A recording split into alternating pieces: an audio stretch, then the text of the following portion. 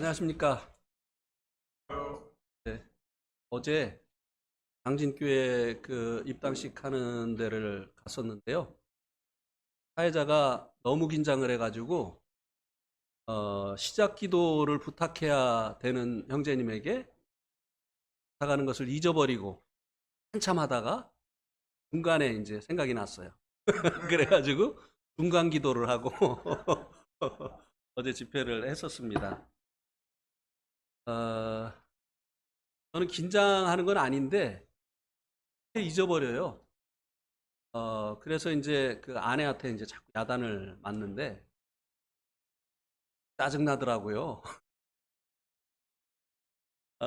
어떤 일을 주로 잊어버리느냐면 화장실 들어갔다가 나오면서 화장실 불 안 끄는 거. 왜 이렇게 불을 안 끄는지 모르겠어요.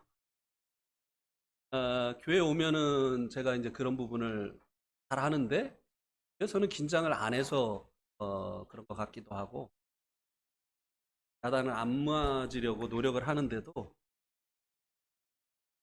야단을 맞습니다.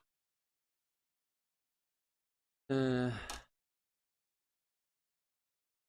오늘 함께 나눌 말씀은 로마서 5장 9절 10절입니다. 로마서 5장 9절 10절.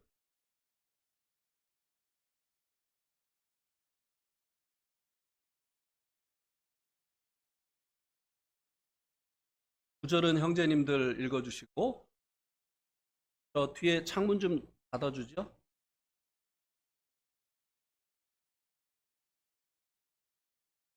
저는 안 내려도 돼요. 저는 안 내려도 돼요. 여기 저희가 없기 때문에 반사가 안 돼서 9절은 형제님들이 읽어주시고 10절은 자매님들이. 시작. 그러면 이제 우리가 그의 피로 말미암아 의롭다 하심을 받았으니 더욱 그로 말미암아 진노하심에서 구원을 받을 것이니.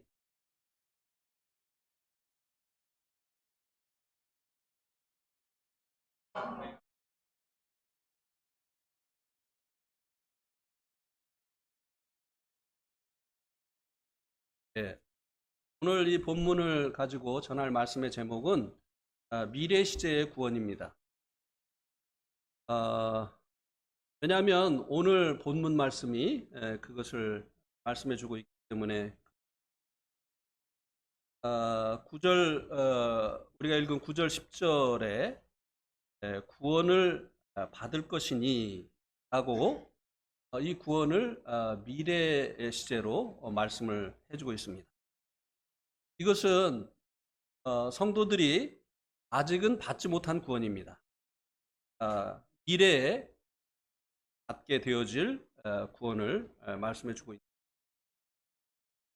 이 구원이 무엇을 구체적으로 말하는 것인가를 먼저 살펴보겠는데요.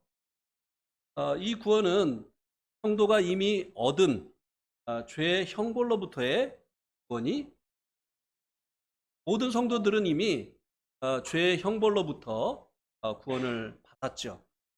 주님께서 대속해 주신 피공로로 인해서 우리들이 예수님을 믿을 때 이 죄의 형벌로부터 구원을 받게 되어졌습니다.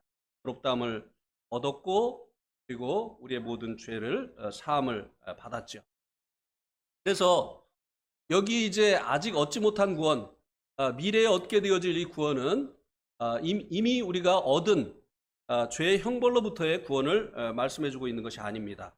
또한 지난주에 살펴본 것처럼 빌립보서 2장 12절에서 말씀해주고 있는 현재의 삶 가운데서 이루어야 될 죄의 세력으로부터의 구원을 말씀해 주는 것도 아닙니다. 여기서 말씀해 주고 있는 이 구원은 9절 마지막 부분에 보면 그로 말미암아 진노하심에서 구원을 받을 것이다. 죄의 형벌로부터의 구원도 아니고 그것은 이미 받았고 죄의 세력으로부터의 현재 삶 가운데서 이루어야 될 이 구원도 아니고 여기서 말씀해주고 있는 이 미래에 얻을 이 구원은 죄의 존재로부터의 구원, 하나님의 진노하심으로부터의 구원이라고 말씀을 해주고 있습니다. 이 진노는 하나님께서 죄들과 그리고 불신에 대해서 나타내 보이시는 것이죠. 그런데 여기 이제 말씀해주고 있는 이 진노는 특별한 진노를 말씀해주고 있는 것입니다. 이와 관련해서 이 진노가 무엇인가를 알려주고 있는 구절을 한번 보시겠습니다. 데살로니가 전서 1장 10절을 보시면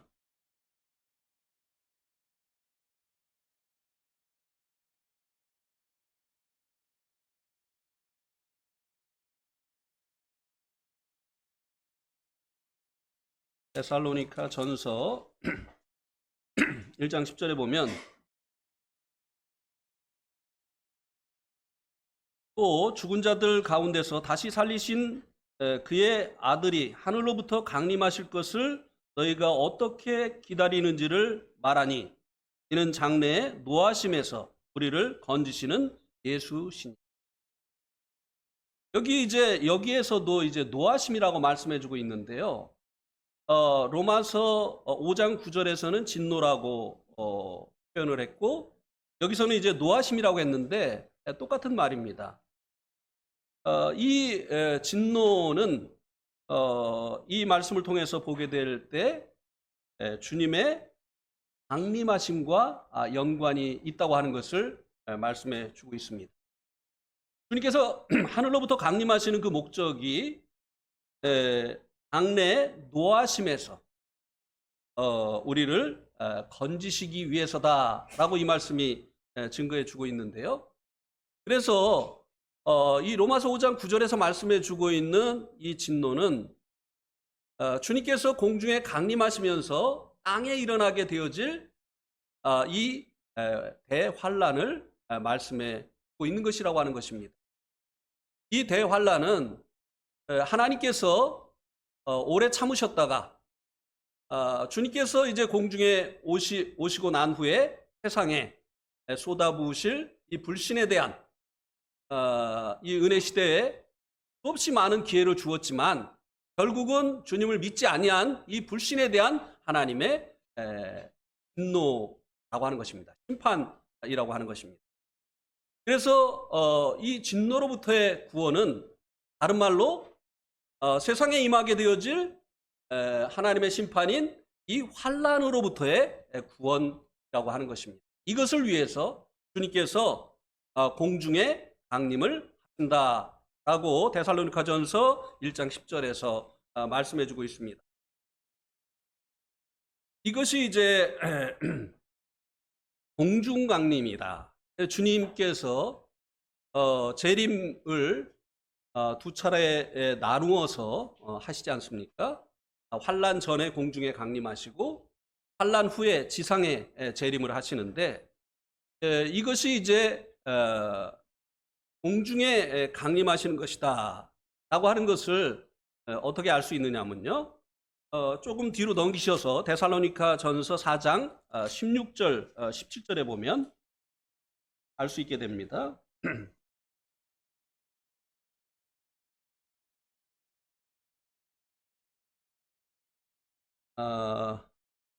16장에 보면 주께서 호령과 천사장의 소리와 하나님의 나팔 소리로 친히 하늘로부터 강림하시리니 그리스도 안에서 죽은 자들이 먼저 일어나고 그 후에 우리 살아남은 자들도 그들과 함께 구름 속으로 끌어올려 공중에서 주를 영접하게 하시리니 그리하여 우리가 항상 주와 함께 있으리라.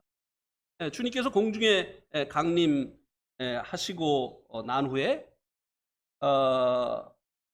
이제 주 안에서 죽은 자들이 먼저 부활을 하고 그 다음에 그때에 살아남아 있는 이 성도들이 구름 속으로 끌어올려서 공중에서 주님을 영접하게 되어진다고 말씀을 해주고 있습니다.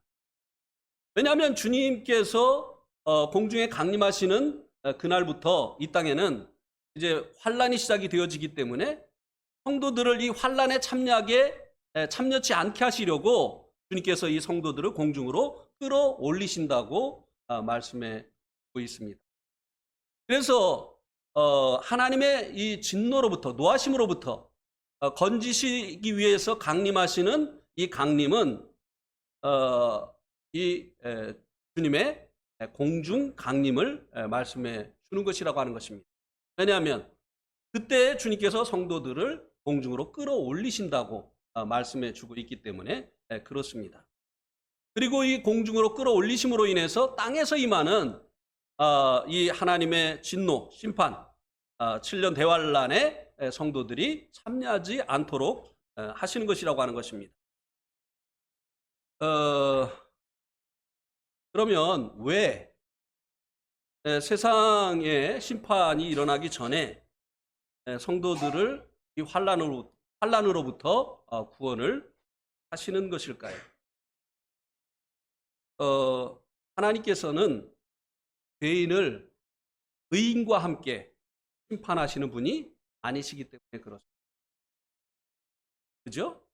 하나님은 공의로우신 분이시기 때문에 의인을 죄인들과 함께 심판하시지 않습니다.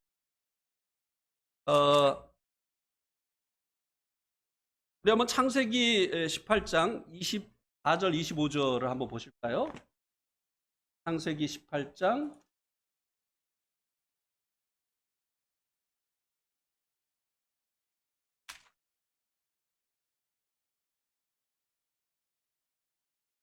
24절 25절에 보면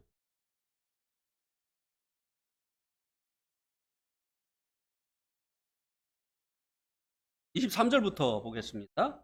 아브라함이 가까이 나아가 이르되 주께서 의인을 악인과 함께 멸하려 하시나이까?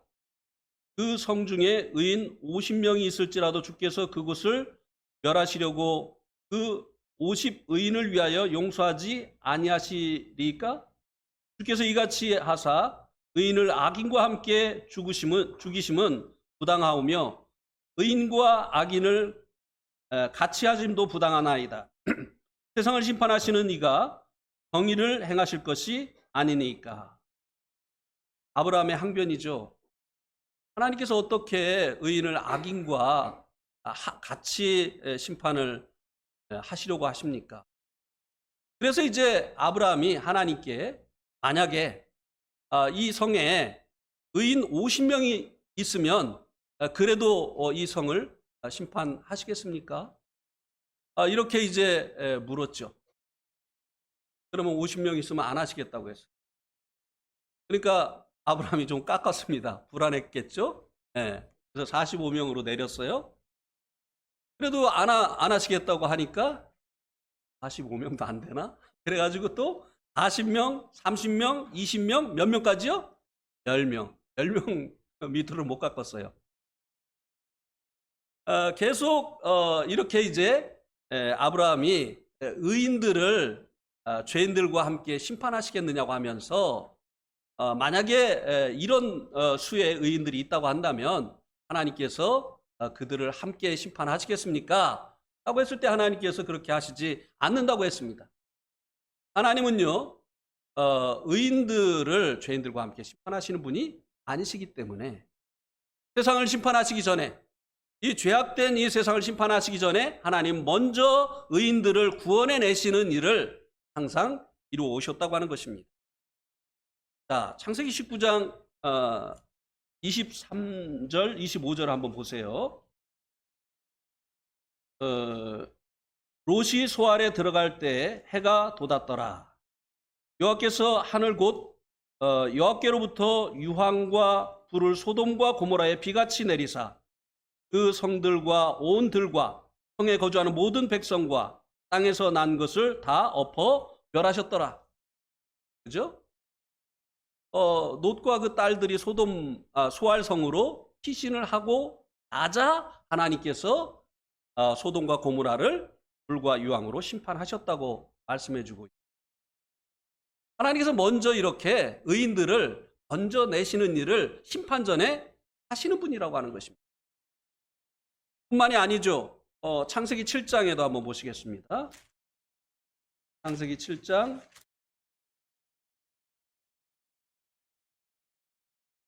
6절에서 10절에 보면 홍수가 땅에 있을 때에 노아가 600세라. 노아는 아들들과 아내와 며느리들과 함께 홍수를 피하여 방주에 들어갔고 정결한 짐승과 부정한 짐승과 새와 땅에 기는 모든 것은 하나님이 노아에게 명하신 대로 암수 둘씩 노아에게 나와 방주로 들어갔으며 7일 후에 홍수가 땅에 덮이니. 자, 노아의 8 식구가 방주 안으로, 구원 방주 안으로 홍수로부터 그 방주 안에 들어간 사람들을 구원할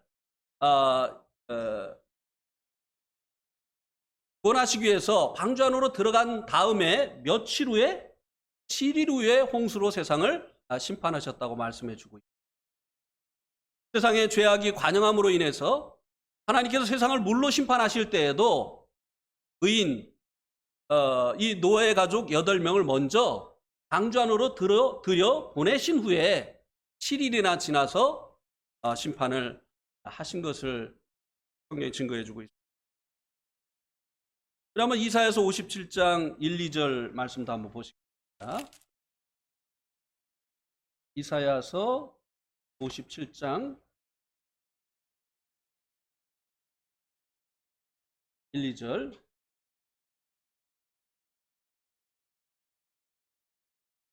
우리 한번 같이 읽어봅시다. 이사야서 57장 1, 2절 시작. 의인이 죽을지라도 마음에 두는 자가 없고 진실한 이들이 거두어감을 당할지라도 깨닫는 자가 없도다. 의인들은 악인들 악한 자들 앞에서 불리어 가도다. 그들은 평안에 들어갔나니 다른 길로 가는 자들은 그들의 침상에서 편히 쉬리라. 하나님께서는요, 여기 보니까 의인들을 악인들 앞에서 불러가시는 분이시다, 이렇게 말씀해 주고 있습니다. 그래서 노아 홍수가 일어나기 전에도 방주 안으로 노아의 8 식구를 들어가게 하셨고, 또 소돔과 고모라를 심판하시기 전에도 롯과 그의 2 딸들을 소알성으로 피난을 시키셨습니다. 하나님께서는 이렇게 악인들과 함께 의인들을 심판하시는 분이 아니십니다. 악인들을 심판하실 때 의인들을 먼저 구원해 내시는 일을 하시는 분이시라고 하는 것입니다. 그래서 이제 데살로니가전서 5장 9절 말씀에 보면, 한번 데살로니가전서 5장 9절 말씀을 보세요.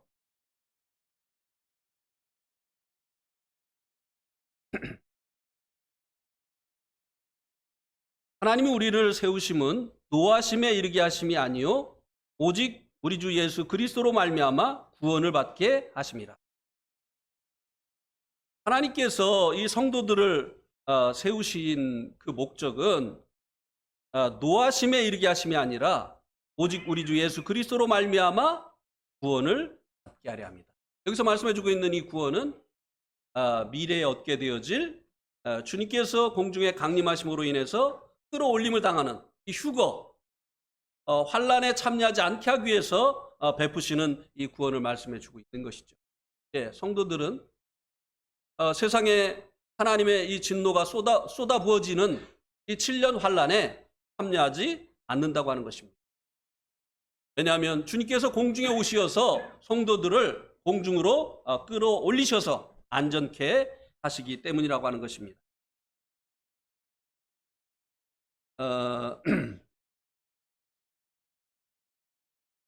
주님의 이 공중 강림과 그리고 지상 강림 사이에 7년 환란이 있다고 말씀을 드렸지 않습니까?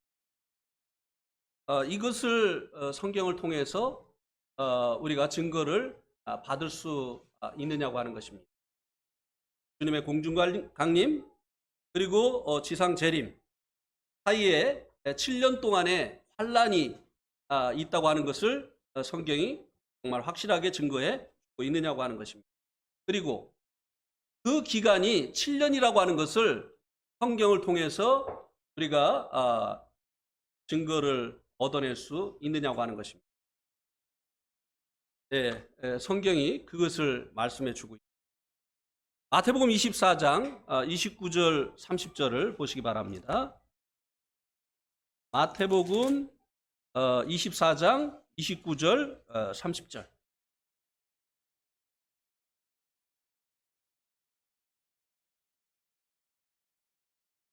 마태복음 24장 29절 30절.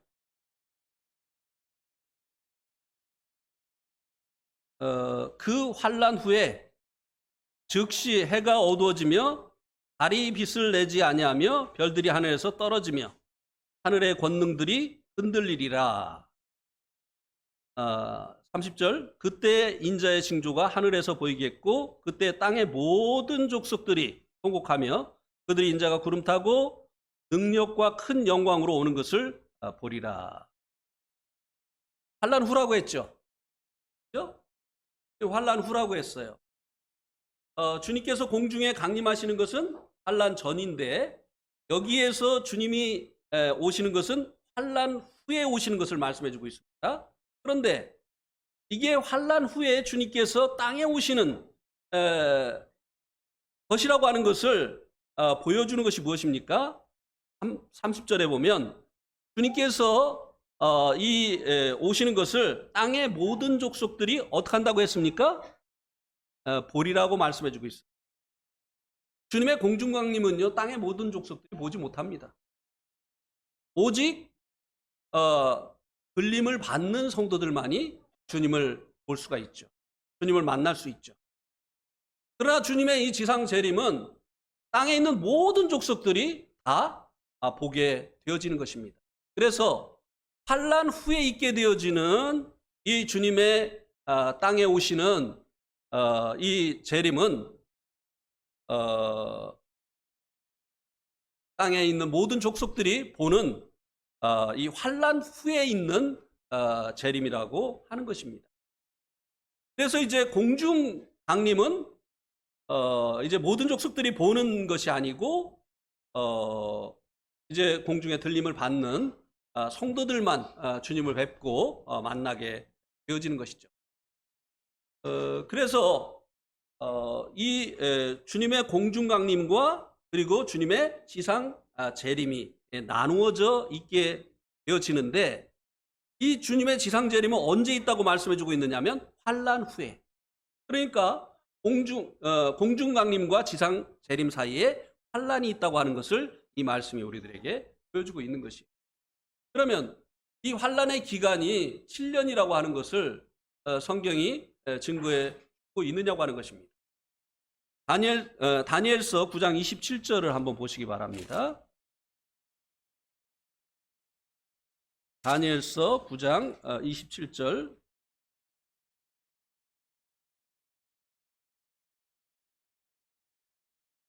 그가 장차 많은 사람들과 더불어 한 이레 동안 언약을 굳게 맺고 그가 그 이레의 절반에 제사와 예물을 금지할 것이며 또 포악하여 가증한 것이 날개를 의지하여 설 것이며 또 이미 정한 종말까지 진노가 황폐하게 하는 자에게 쏟아지리라 하였느니라 하니라.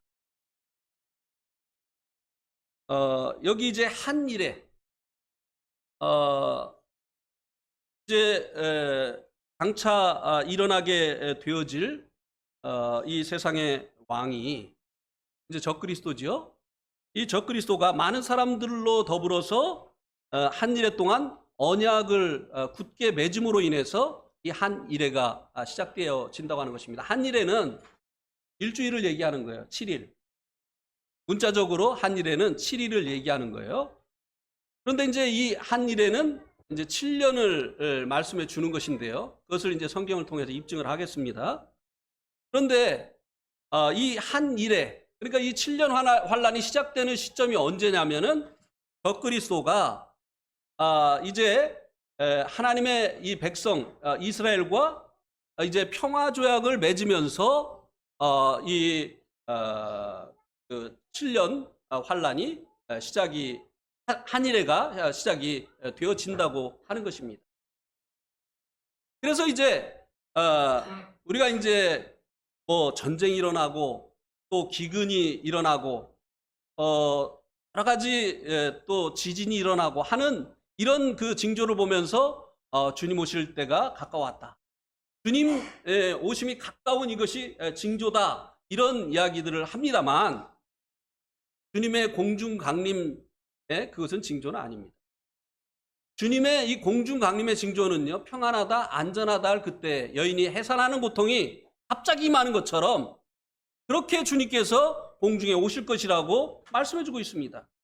오히려 세상이 이제는 전쟁이 없겠다, 이제는 평안하겠다 한 그것이 주님께서 공중에 오시는 오히려 징조가 되어질 것이라고 말씀해 주고 있습니다. 어떻게 그런 일이 일어날까요? 지금 가장 전쟁이 일어날 3차 세계대전이 일어날 가능성이 큰 곳이 중동 지역이죠. 이 그 아랍 회교권과 그리고 이제 이스라엘의 이 전쟁이 결국은 세계 대전 마지막 전쟁이 되어질 것이라고 대부분의 미래학자들이 예상을 하고 있습니다. 그런데 세상에 이제 통치자가 되어진 이 적그리스도가 이 통치자가 이제 다니엘서의 예언을 보게 되어지면 로마의 그 영토에서 부활하게 되어지는 세력이라고 열불 연합국가의 연합이 되어질 것이라고 말씀해 주고 있는데요. 이 세계의 가장 강력한 힘을 가지고 있는 이 적그리스도가 이스라엘과 평화조약을 맺는 거예요. 사람들은 이제 세상에 가장 강력한 힘을 가진 이 적그리스도가 이스라엘과 평화조약을 맺었으니까 이제 그들을 누가 대항하게 됩니다. 이제는 전쟁 끝났다. 전쟁의 위험은 사라졌다. 안전하다. 평안하다. 할 그때에 주님께서 잉태한 여인이 해산의 고통이 딱 임하는 것처럼 주님께서 공중에 오시기에 질 것이라고 하는 것입니다. 그리고 우리가 흔히 알고 있는 지진, 기근, 계시록에서 말씀해주고 있는 재난, 뭐 이런 것들, 이것은요 주님의 지상재림의 징조예요. 환란 때 일어나는 일들은 주님의 지상에 오시는 것에 대한 징조라고 하는 것입니다. 그래서 이제 한 일회가 이렇게 시작이 되어지는데 9장 27절에 보니까 일의 절반이 지나니까 이제 적그리스도가 제사와 예물을 금지하면서 포악하여 가증한 것이 날개를 의지하여 설 것이다. 이스라엘과 평화조약을 맺었던 이 적그리스도가 이제 성전에서 제사와 예물을 드리지 못하게 하는 조치를 취하는 거예요. 그리고 그 대신에 계시록 13장에서 말씀해주고 있는 것처럼 자기의 우상을 성전에다가 두고 사람들에게 자기의 우상을 섬기도록 하는 이런 조치를 하게 되어질 것이라고 하는 것입니다.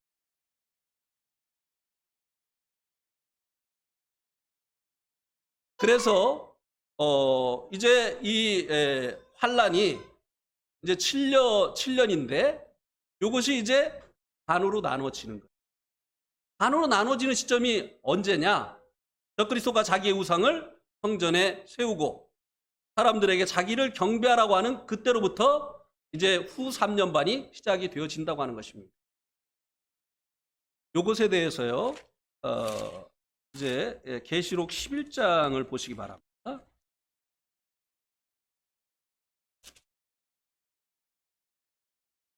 계시록 11장에 보면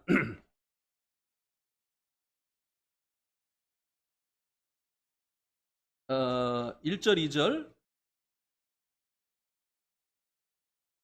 네 개의 지팡이 같은 갈대를 주며 말하기를 일어나서 하나님의 성전과 제단과 그 안에서 경배하는 자들을 측량하되 성전 바깥은 마당을 측량하지 말고 그냥 두라. 이것은 이방인에게 주었은즉 그들이 거룩한 성을 42달 동안 짓밟으리라. 자, 처음에는 이제 3년 반 동안은 평화조약을 해서 성전을 해코지하지 않았어요. 저 그리스도가 이방인들이. 그런데 여기 보니까 이제 그 후 3년 반 동안은 일의 절반 동안은 예물과 제사를 금지하고 옛날 성경에는 미운 물건이 그 성전에 서게 되어질 것이라고 했어요. 근데 여기 보니까 성전 바깥 마당은 측량하지 말고 그냥 두라. 이것은 이방인에게 주었은즉 그들이 거룩한 성을 42달 동안 짓밟으리라. 그들이 성전을 이제 42달 동안 이제 짓밟게 되어질 것이라고 말씀해 주고 있어요. 후 3년 반이죠. 자, 42달이면 3년이면 몇 개월이죠? 36개월. 그 다음에 6개월을 더하면 42. 42달. 그러니까 이 일의 절반이 42달이란 말이죠. 3년 반이에요. 그러면 한 일회가 얼마입니까? 7년이 되는 거죠. 한 일회가 7년. 그래서 정확히 성경의 근거에서 7년이라고 하는 이 횟수가 나온 것이에요. 그래서 이 공중강림과 그리고 이 지상재림 사이에 환란이 있게 되어지는데 이 환란은 바로 7년이라고 하는 것입니다. 그러면 이제 이런 의문이 생기죠.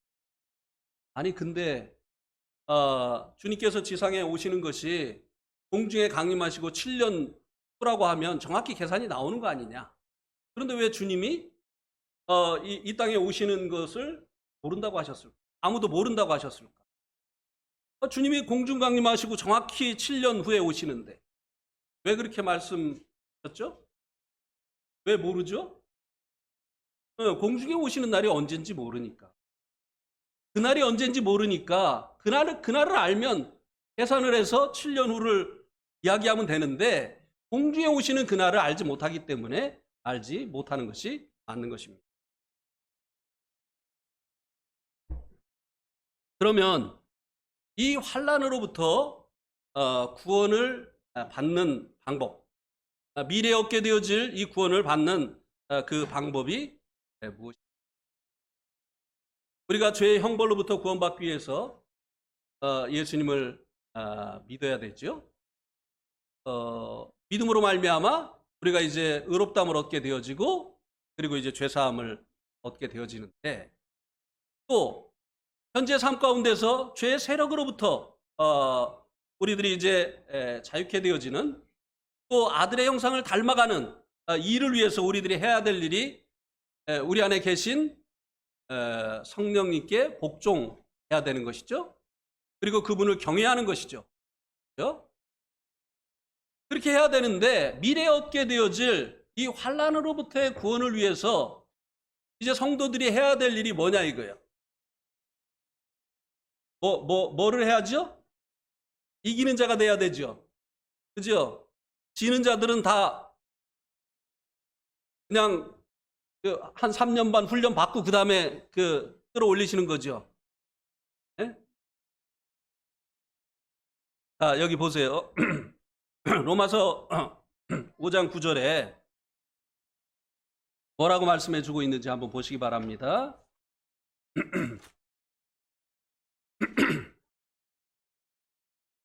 로마서 5장 9절에 보면 그러면 이제 우리가 그 피로 말미암아 의롭다 하심을 받았으니 더욱 그로 말미암아 진노하심에서 구원을 받을 것이니.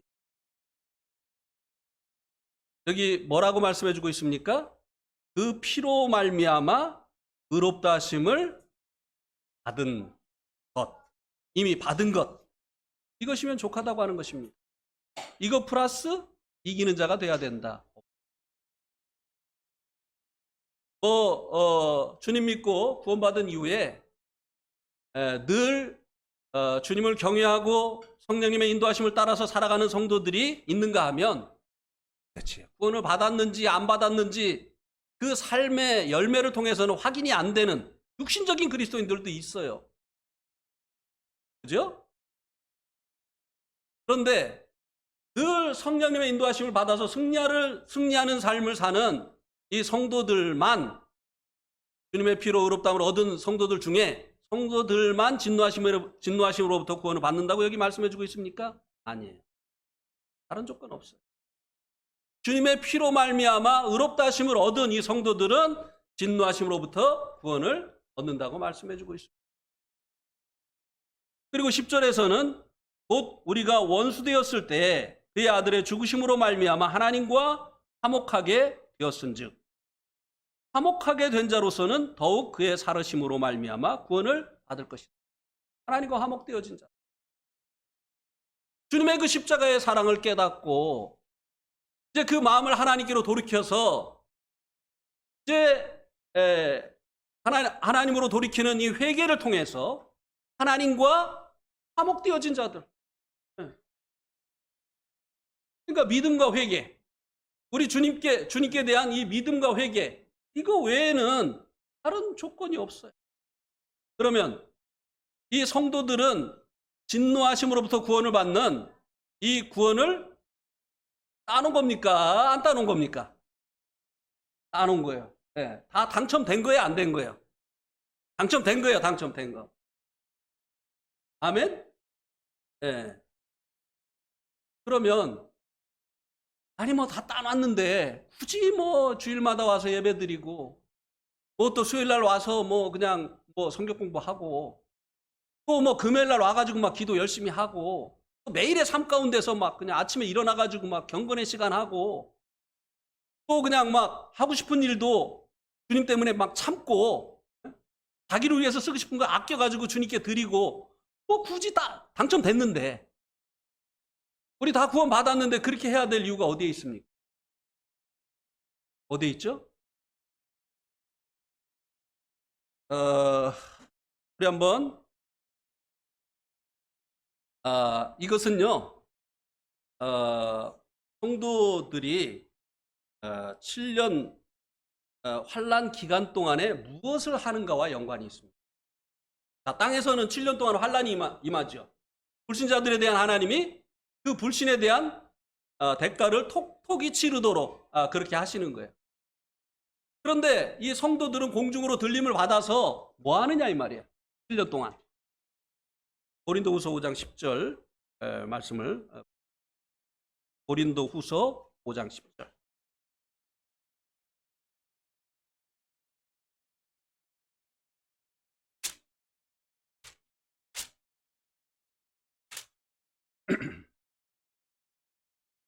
한번 다 같이 읽어보겠습니다. 시작. 이는 우리가 다 반드시 그리스도의 심판대 앞에 나타나게 되어 각각 선악간에 그 몸으로 행한 것을 따라 받으려 함이라. 자, 우리가 어디에 서게 된다고 여기 말씀해주고 있습니까? 그리스도의 심판대. 이게 언제 있느냐면요, 공중 수고된 후에 있게 되어지는 일이에요. 왜일까요? 이제 주님께서 7년 환란이 끝나고 지상 재림하시고 나면 천년왕국이 시작합니다. 이 천년왕국에서 이제 이 성도들이 주님과 함께 왕노릇을 해야 되는데 그 왕노릇 할 그 지경을 이제 보상받아야 되잖아요. 그래서 이제 이 7년 환란 동안 이 그리스도의 심판대 앞에서 성도들은 이제 포상을 받게 되어진다고 하는 것입니다. 자, 구원은 값없이 얻었어요. 그러나 상은 값없이 얻을 수 있을까요?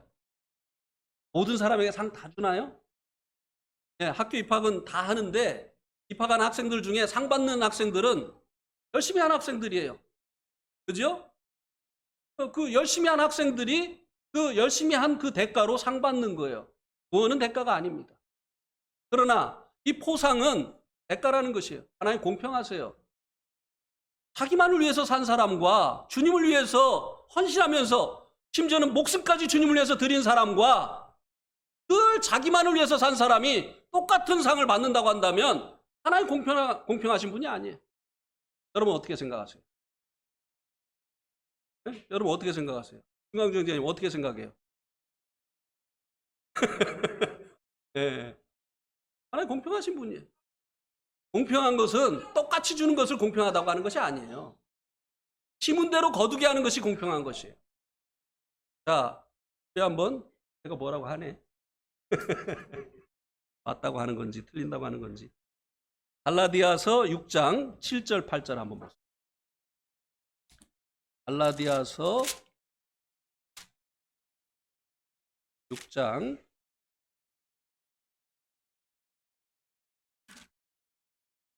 7절 8절.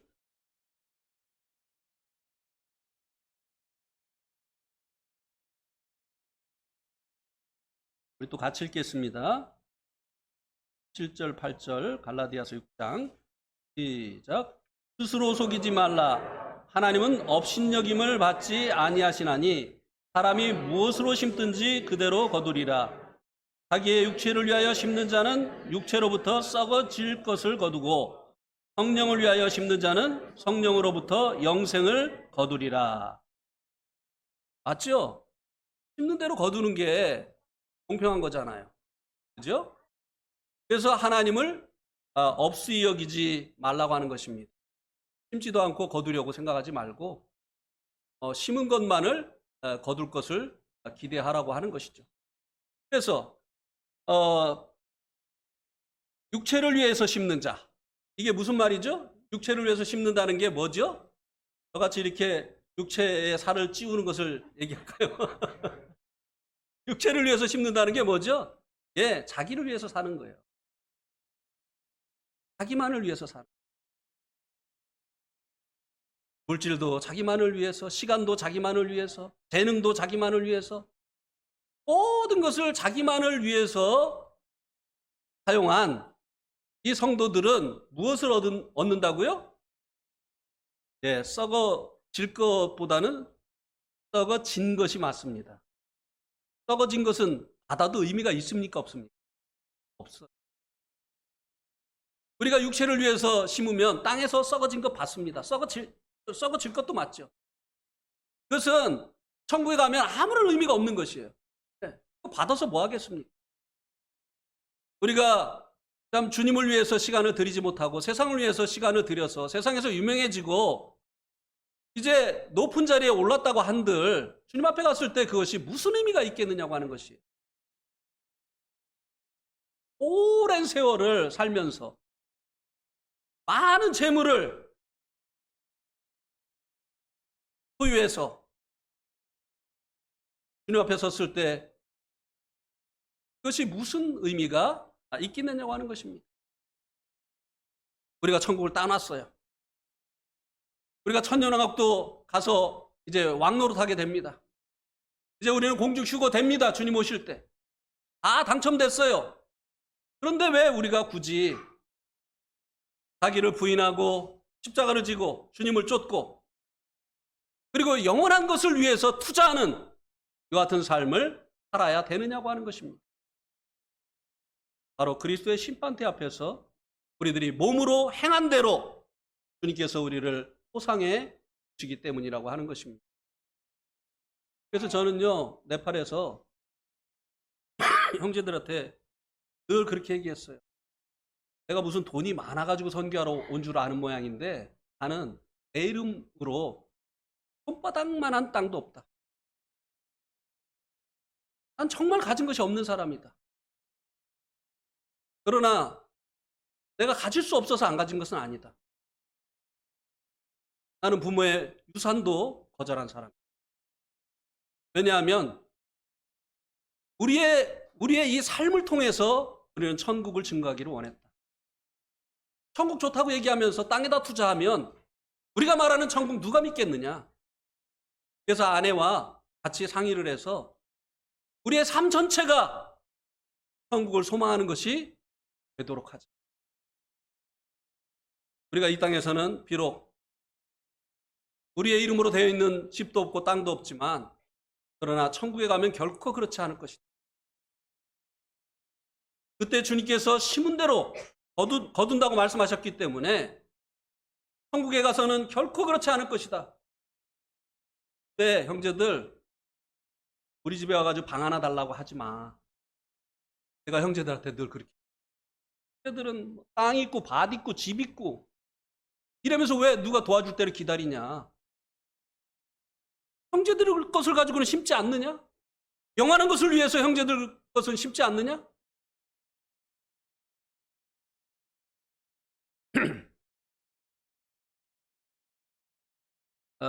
누가복음 19장에 보면 12절부터 17절에 보면 문화의 비유가 나옵니다. 안 찾으셔도 잘 알고 있는.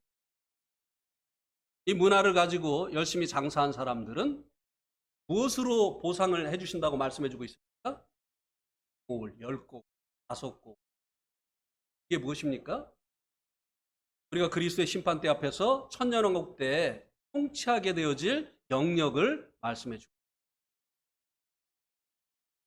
왕노릇 한다고 하니까 모두가 그냥 뭐 한 나라의 왕이 되는 줄 아는데 천만에요.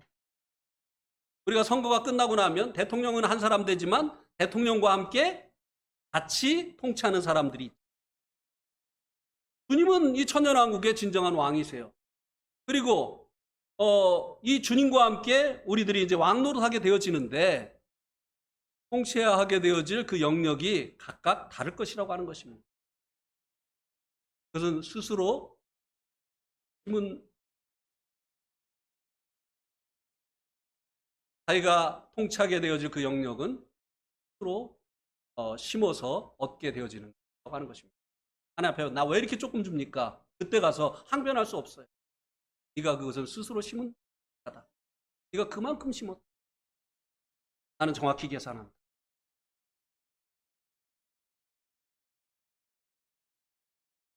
그때 가면 정말이네.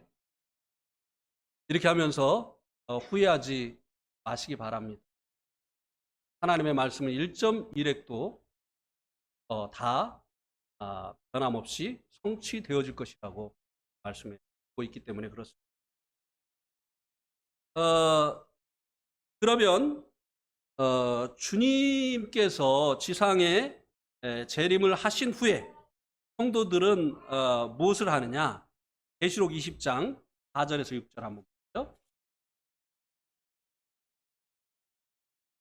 계시록 20장 4절에서 6절.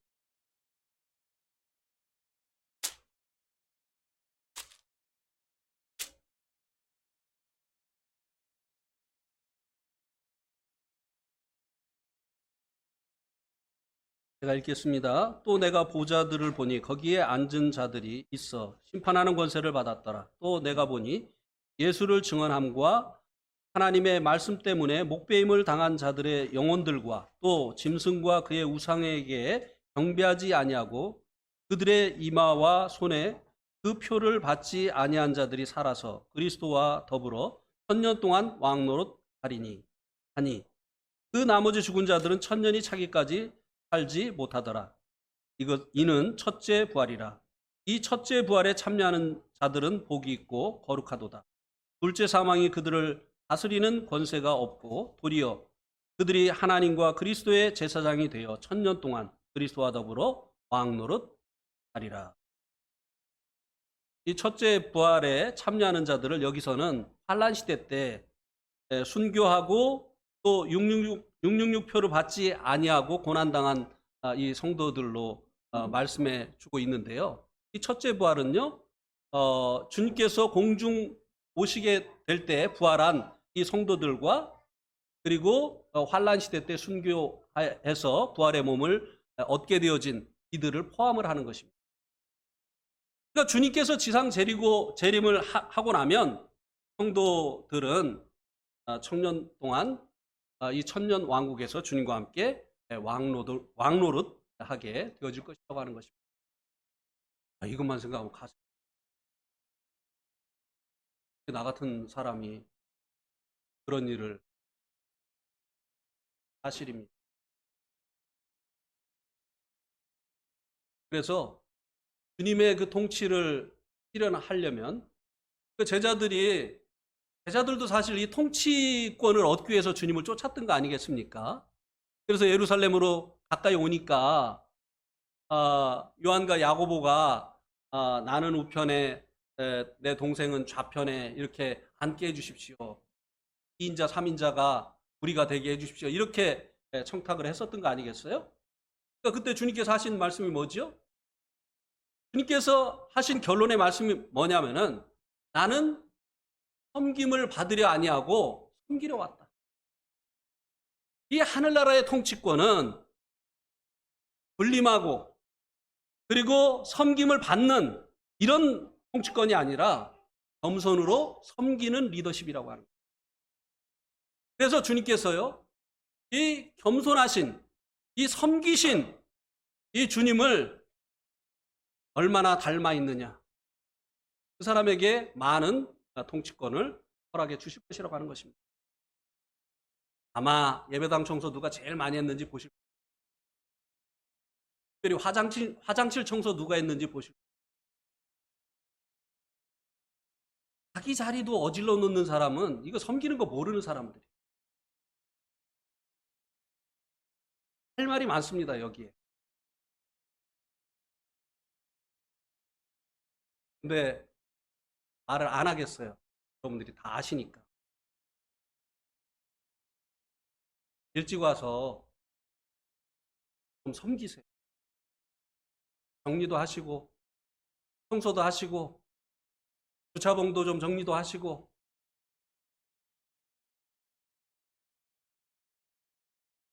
섬기는 자들, 주님은 섬기는 리더십을 가진 왕이시기 때문에 섬기는 자들에게 주님께서 더 많은 권을 허락해 주실 것입니다. 네, 마지막으로 이제 몸의 구속, 우리 그 몸이 영원히 사는 몸으로 이제 바뀌게 되어질 것인데요. 언제 이것이 이루어지느냐면요. 고린도전서 15장 51절 52절.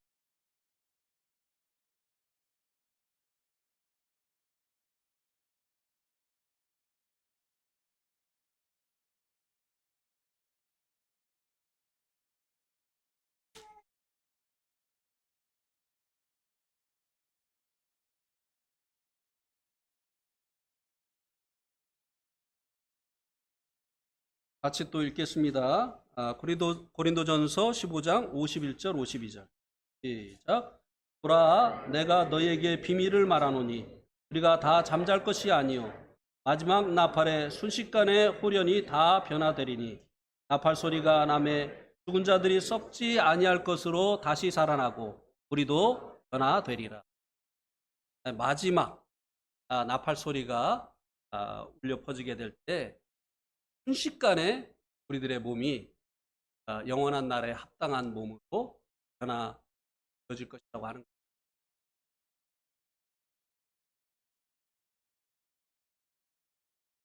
이런 우리가 미래에 얻게 될 이 구원을 소망하면서 더 영광스러운 미래를 위해서 매일의 삶 가운데서 성령님께 복종하고 주님을 경외함으로 주님을 더 닮아가는 또